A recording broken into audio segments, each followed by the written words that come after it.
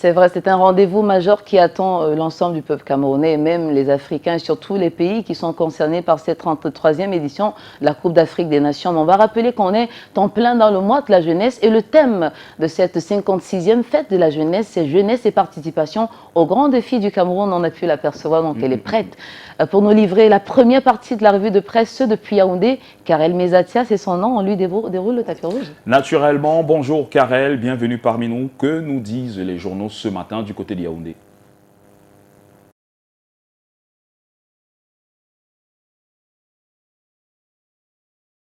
Fidjil, bonjour Patricia, madame, messieurs, bonjour et bienvenue à Angola.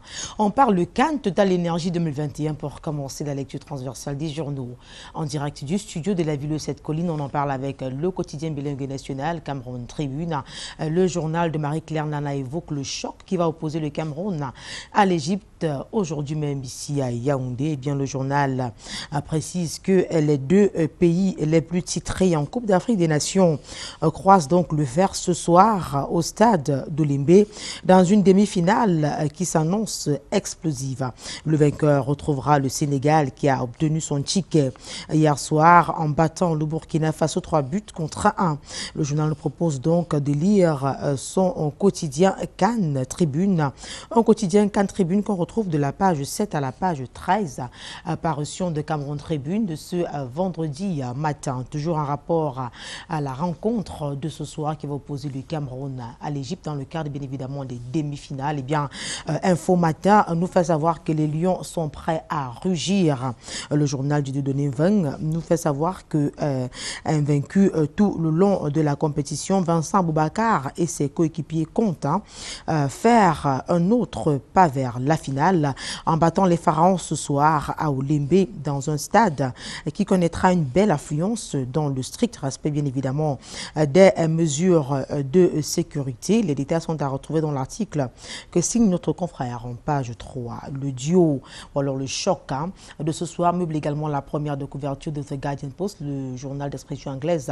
The Christian Ga Do or Die match for Lions today. C'est donc une rencontre décisive pour les Lions indomptables. Seule la victoire peut les conduire donc en finale et pourquoi pas peut les conduire justement à un 6e sacre de la Coupe d'Afrique des Nations. En tout cas, le match va se jouer ce soir. Les enjeux sont bien évidemment évoqués dans les colonnes de The Guardian Post que vous retrouverez en kiosque ce jeudi matin. Toujours en rapport à la Cannes Total Énergie 2021, on parle cette fois-ci santé, même si c'est dans le cadre de la compétition avec Eco-Santé qui nous fait savoir que plus de 20 000 personnes ont été testées ou alors dépistées au coronavirus dans le cadre bien évidemment de cette compétition. Le journal de Joseph Benboum nous fait savoir qu'à l'issue du conseil de cabinet excusez-moi, du jeudi 27 janvier 2022 à Yaoundé, le ministre de la Santé publique, Manaouda Malachi, a relevé les chiffres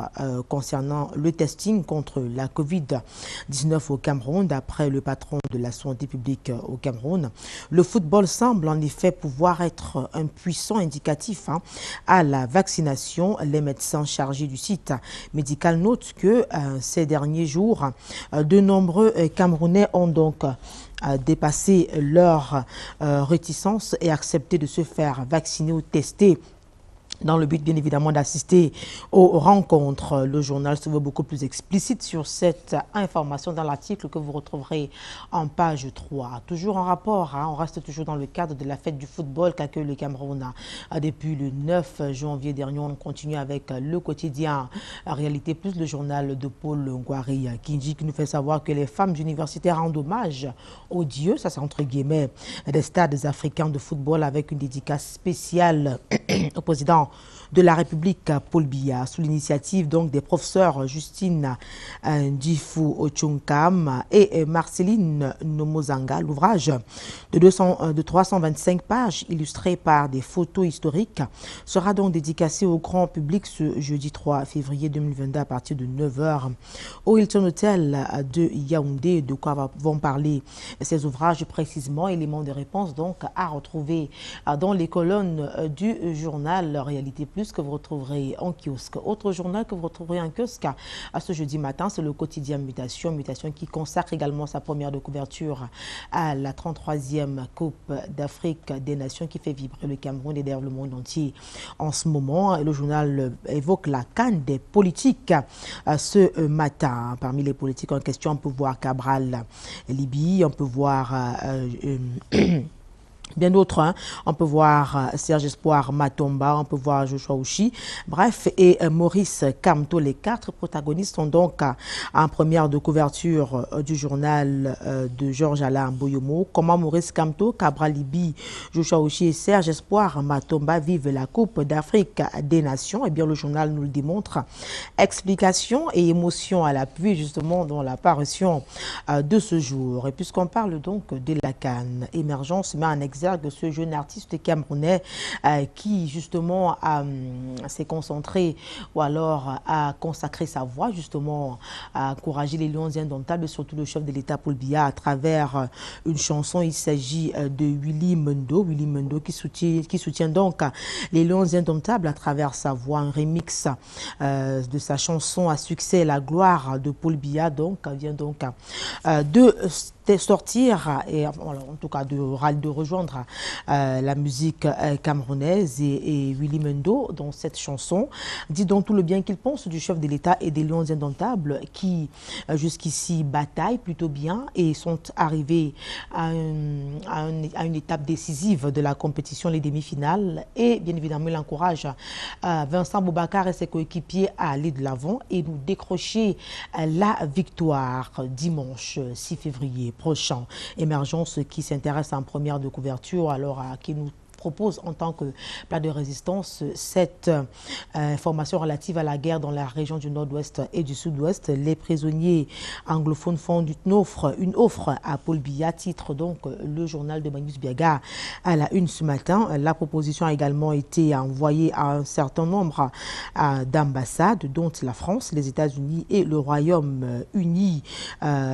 De quoi est-ce qu'il s'agit exactement? Quelles sont ces propositions en termes justement de sortie de crise? Eh bien, les éléments de réponse sont à retrouver dans le premier quotidien privé bilingue au Cameroun de Magnus Biaga, que vous retrouverez bien évidemment en kiosque ce jeudi matin. On continue avec La République qui nous est également parvenue ce matin. Le journal consacre également sa une à l'information relative à la CAN avec ces nombreuses sorties du délégué général à la Sûreté nationale pour essayer de recadrer les populations sur le plan sécuritaire afin qu'il n'y ait pas de dégâts ou alors de heurts lors de la compétition. La conviction des gages sécuritaires est donc mise en exergue dans les colonnes de La République consécutives donc à plusieurs descentes sur site datant du 1er février 2022.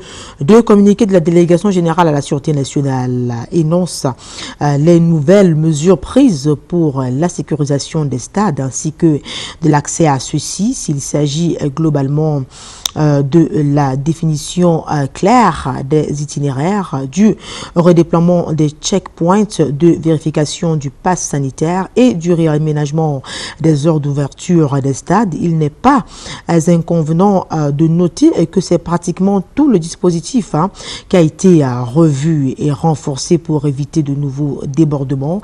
C'est donc fort d'un système sécuritaire au coefficient de fiabilité rehaussé, éprouvé et qualifié en marge de match à Burkina Faso-Sénégal, tenu donc à Fandina, que le stade de Lembe va donc réouvrir justement ses portes ce jeudi 3 février à l'occasion de la demi-finale de la Coupe d'Afrique des Nations opposant les Lions indomptables du Cameroun aux Pharaons d'Égypte. L'intégralité donc des communiqués du patron de la police camerounaise dans les colonnes du journal de Timothée Abena que vous retrouverez en kiosque. On continue avec le soir. Avec le soir, on parle de tout à fait autre chose dans la suite de la lecture transversale des journaux en direct de la ville de Sept-Collines. On s'intéresse précisément au renforcement des capacités des PME de la filière manioc dans la ZLECA. Le forum régional de Yaoundé subjugue les attentes du point de vue du journal d'Armand Bianda. L'initiative du Centre de commerce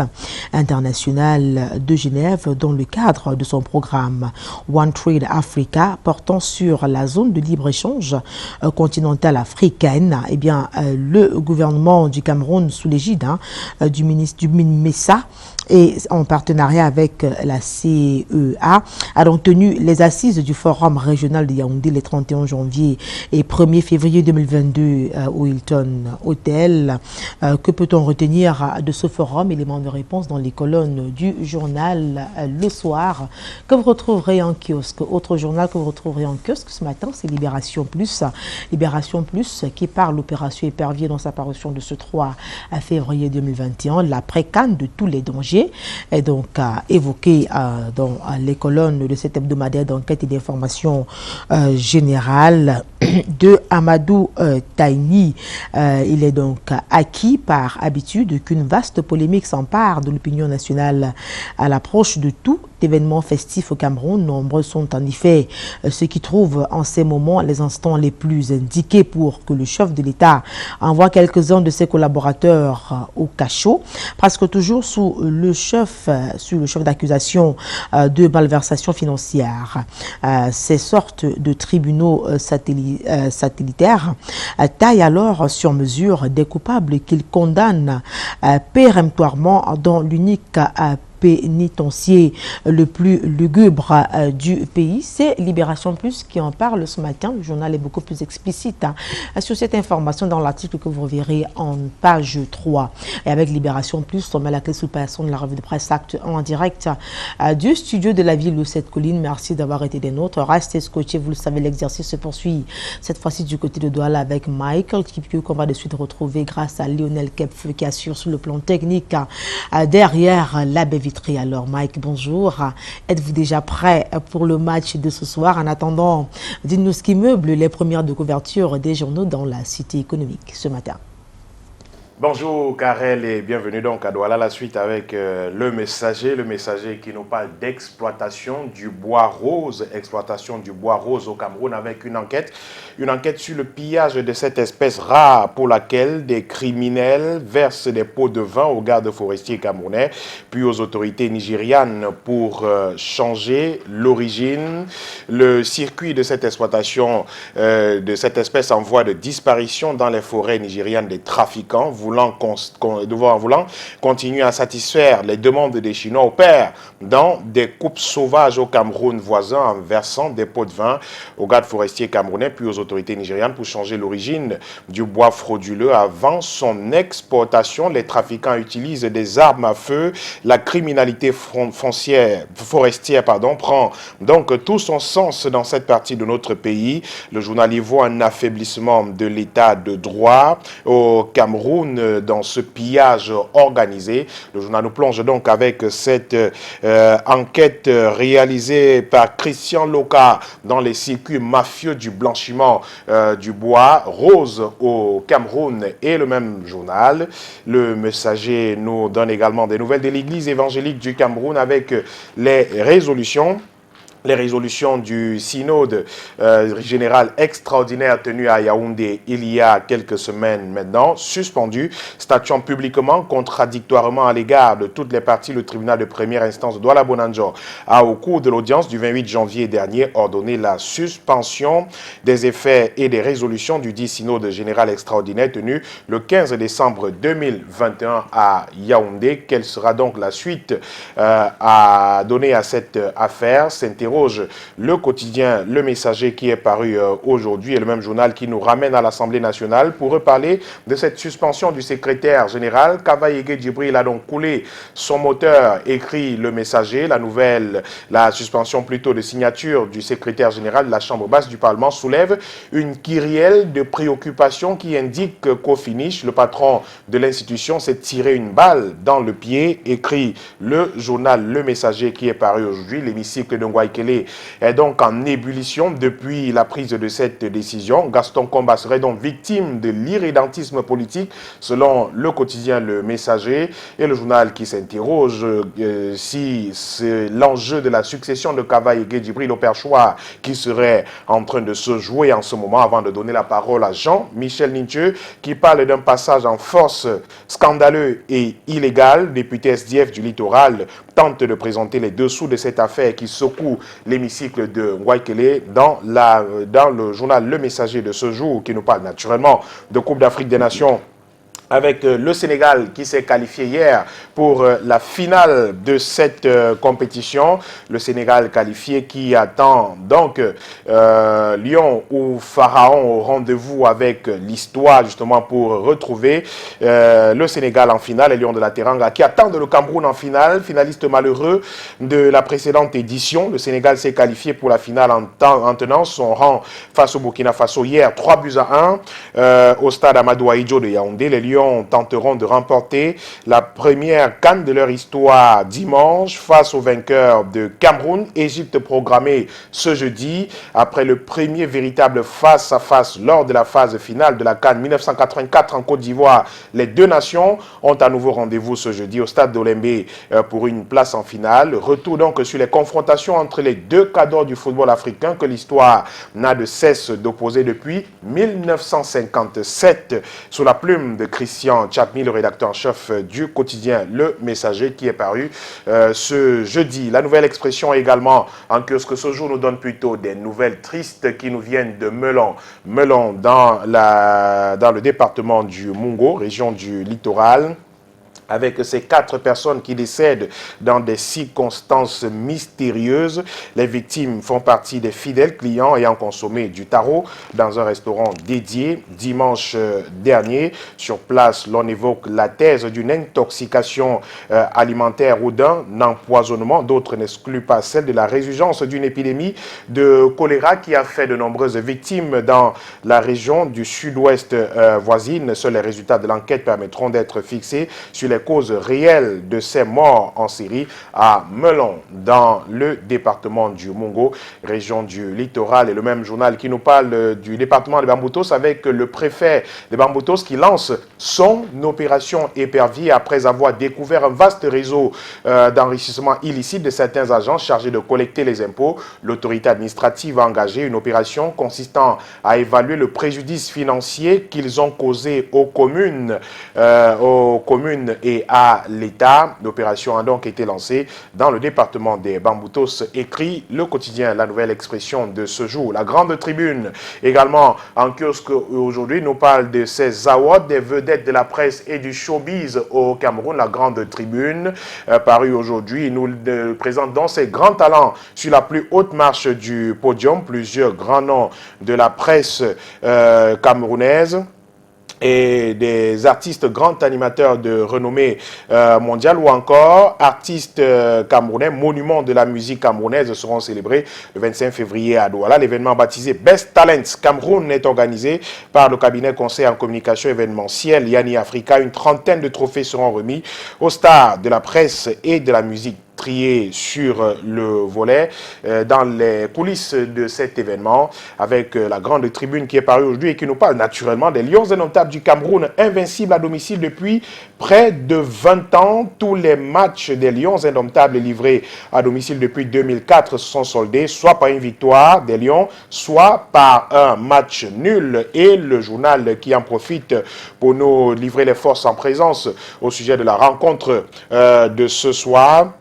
Les deux équipes naturellement, et puis nous livre également les différentes rencontres entre le Cameroun et l'Égypte et les Lions indomptables du Cameroun qui n'ont d'autre choix que de remporter le match de ce soir pour se qualifier pour la finale de cette compétition que notre pays organise depuis quelques jours maintenant. Écho du 3e est également paru aujourd'hui et nous parle aussi de la CAN Total Énergie Cameroun 2021 avec un plat de pharaon sur la table des Lions, un plat de pharaon sur la table des Lions. Le journal justement, nous parle aussi de cette rencontre, bien sûr, et des pronostics de la confrontation entre les deux géants du football africain qui sont favorables aux Lions indomptables du Cameroun. Analyse, justement, des experts, des questions liées au football qui présentent, justement, le Cameroun comme favori de la rencontre de ce soir au stade Olembe à Yaoundé. Et la suite de la revue de presse avec le financier d'affaires d'Afrique. Le financier d'Afrique qui revient sur ce qui se passe à l'Assemblée nationale du Cameroun avec la suspension de signature du secrétaire général par le président de l'institution. Le journal parle d'un contrat d'assurance qui divise donc le président et son secrétaire général. Le secrétaire général soutient Atlantique Assurance qui a fait la meilleure offre, tandis que le président de l'Assemblée nationale veut imposer SIA Assurance dont l'offre n'a pas été retenue par la commission des marchés. Eh bien, voilà donc la raison, selon le journal Le Financier d'Afrique, le bi-hebdomadaire, de la suspension du secrétaire général Gaston Komba par le président Kavaï Yégué Djibril. Le même journal nous parle de l'appel à manifestation à la Banque des États de l'Afrique centrale qui est en quête d'un consultant pour évaluer les banques, également le budget de l'État du Gabon, la relecture de la loi de finances 2022 dans ce pays. Les détails avec le Financier d'Afrique qui est paru aujourd'hui. On termine avec Relais d'Afrique qui nous amène dans le département de l'Océan, région du sud Cameroun, avec le préfet qui imprime dynamisme et résilience dans ce département. Le préfet Nou Bello, il n'aura pas fallu justement d'une année au préfet du département de l'Océan pour secouer les habitudes établies. Dynamisme et résilience sont manifestement les maîtres mots. Sa longue expérience du commandement territorial et de meneur d'hommes étant véritablement au service des populations, sa passion communicative du travail assidu donne des résultats tangibles dans cette partie du pays. Le retour de la confiance entre la population et la préfectorale de l'Océan est une réalité, écrit également le journal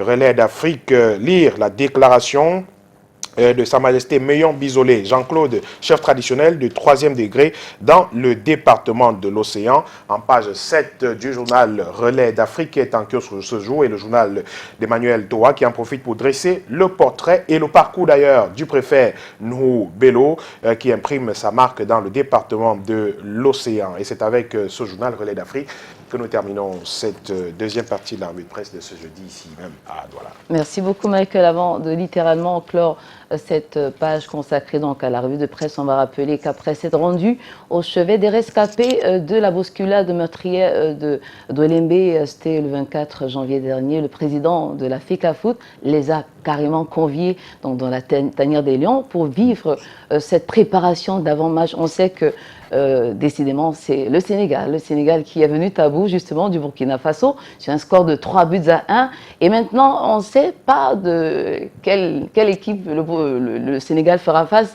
s'il s'agira du Cameroun ou en tout cas des pharaons d'Égypte. De toute évidence, peut-être votre pronostic pourra être plus parlant. Tout en sachant que c'est un match de choc. Oui, c'est un match de choc. Une guerre des étoiles. Je crois que la question ne se pose pas, Patricia, de savoir quelle équipe retrouvera le Sénégal en finale. C'est le Cameroun. Les Lions indomptables passeront naturellement ce soir et retrouveront le Sénégal en finale. Vous vous basez sur quoi? Sur la superstition de ce qu'il est plus à Douala ou non. Ah oui, il a plu, je m'en étais pas rendu compte. Oui, il y a une fine pluie qui s'est abattue sur la ville. Mais écoutez, nous n'avons pas besoin de pluie de toutes les façons pour remporter nos matchs. Il me semble que samedi dernier, il n'a véritablement pas plu, mais nous avons gagné. Donc nous n'attendons pas pour gagner. Et je crois que les Lions seront à la hauteur ce soir. Ils vont rugir naturellement et donner du plaisir aux nombreux Camerounais qui n'attendent que de les voir se qualifier pour la finale de cette compétition et de la remporter naturellement dimanche prochain. Mais pour l'instant, nous sommes sur la phase qualificative pour la finale. Je crois que ça va se faire ce soir. Peut-être dans un match qui sera un peu qui sera disputé, grandement disputé, parce qu'on l'a suffisamment dit, c'est quand même deux grandes nations de foot. L'Égypte, c'est pas quand même un enfant de cœur. Exact. L'équipe qu'on va reléguer au second plan aussi facilement.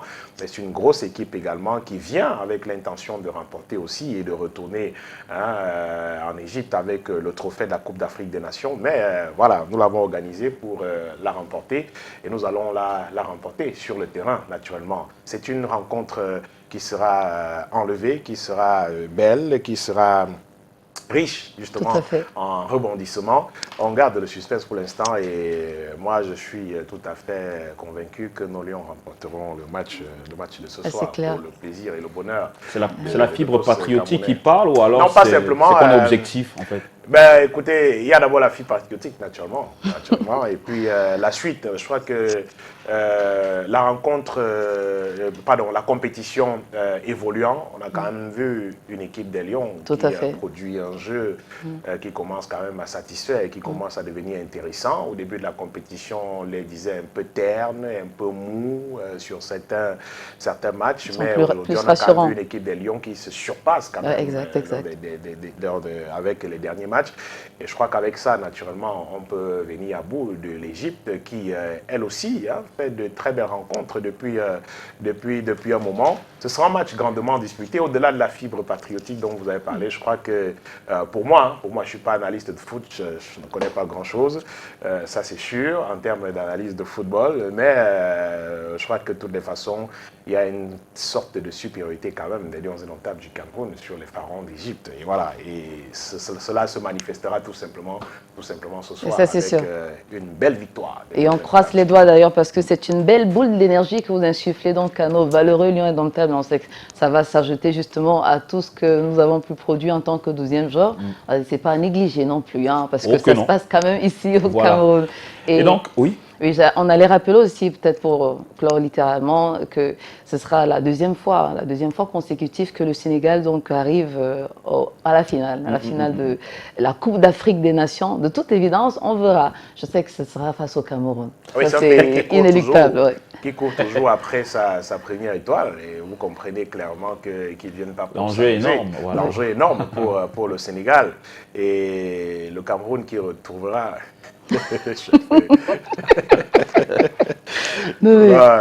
C'est un peu trop chauvin peut-être. Le Cameroun qui retrouvera, je le dis, le Cameroun qui retrouvera le Sénégal en finale ce soir, c'est naturellement que le Sénégal ne vient pas le score. Le score du match de ce soir écoutez, ça sera difficile. 1-0. C'est pas rien. Pourvu qu'on gagne en fait. Un score simple, 1-0 en faveur des Lions. Exact. Merci à vous, Michael Tipio, d'être passé par ici. Prochain rendez-vous, ce sera demain. On verra si ça passe ou ça casse. Demain, ça passera pour nous, naturellement. Ah, ok. Il n'y a pas de souci. On viendra avec le sourire demain. Oui. Merci aussi à vous, très chers téléspectateurs. Vous savez ce qu'il vous reste à faire après cette revue de presse. Allez donc dans les kiosques à journaux. Allez vous abreuver à la bonne source. Et donc, rendez-vous ce soir lorsqu'il sera 20h au stade Olembe pour vivre la saga de Star Wars, la guerre des étoiles entre le Cameroun et les pharaons d'Égypte. À suivre dans ce programme, mesdames et messieurs, les différentes dates qui ont marqué l'histoire du monde. 3 février. Aussi, Marlise Babois sera là pour certainement partager 2 ou 3 petits conseils pour les couples. Et puis, on va poursuivre notre programme. Mais avant, un clin d'œil à nos différents partenaires. Et on revient dans pratiquement 5 minutes. À tout de suite.